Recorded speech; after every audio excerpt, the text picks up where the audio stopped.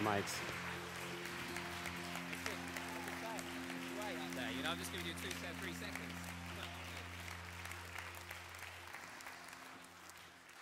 Good evening. I got the good mic. So, first of all, I want to say that I'm really I'm thrilled to be here. This is a subject that I'm very, very passionate about, something I enjoy a great deal. I got into planning things and doing life planning and goal setting and stuff when I was very young, and I developed a lot of interesting ways of doing it that worked very well for me. So I'm glad to be here to be able to share some of those with you today. And some people that I know, I recognize a lot of great faces, and that's excellent.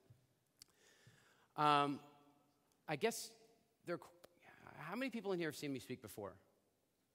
Okay, so I'm going to go with the brief introduction, since the majority of you have heard me speak before. I'm Canadian. You can hear from my accent. That's why if I tell any anti-American jokes, it's because they're our neighbor and we're allowed. You guys are not.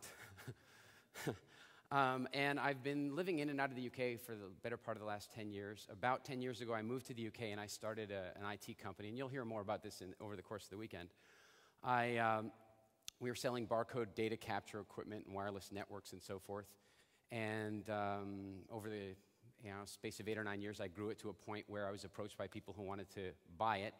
And this worked really well for me because what was interesting is when I started it, what I really, really wanted to be doing was motivational speaking, inspirational speaking, and seminars and all that kind of stuff.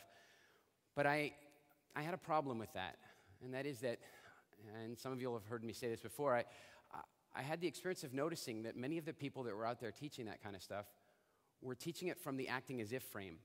You know, they were teaching about theoretical results that they might achieve if they kept on speaking about it. The acting as if frame in my world is a bit like the lying frame. I took a look at people who were teaching seminars on how to make huge amounts of money very quickly but had very little money. And people who were teaching seminars on relationships but were better versed at divorces than relationships.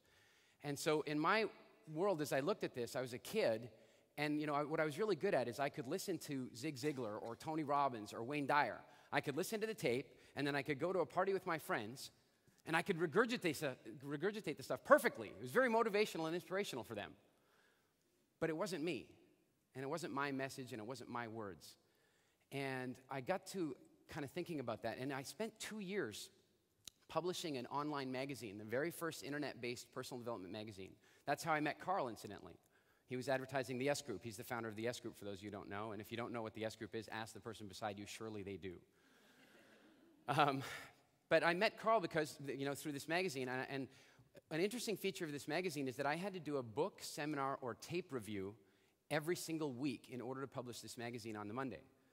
And at first, this seemed like a really good idea when I first made the commitment, because I already had read lots of books, so I didn't actually, for the first sort of, 10 weeks or so, I could just go from memory. But I got to a point where I could no longer do that, and I found myself having to listen to a new book, a new tape, a new CD, or go to a new seminar once a week for 2 years. So I had this vast storage of information in my head, which fit with my whole idea that I could hear stuff and regurgitate it really nicely and it would be fun. But it still didn't work for me because all this information I had wasn't really creating massive results for me. I might have been making a little bit more money than some of my friends and so forth, but there was a lot of pieces that were still missing. And so what I decided when I had an interesting sales job that one day I decided I needed to leave, and the choice at that point was, do I go off and become a motivational speaker and be theoretical about it?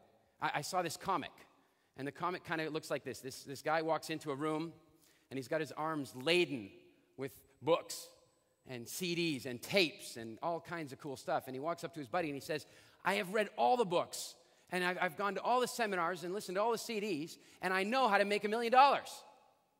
Become a seminar leader. That made my decision for me. That was easy. I decided I didn't want to do that. I wanted to go out and take all this information, all this theory, and I want to go see if it worked in a real sense. And so I started my IT company.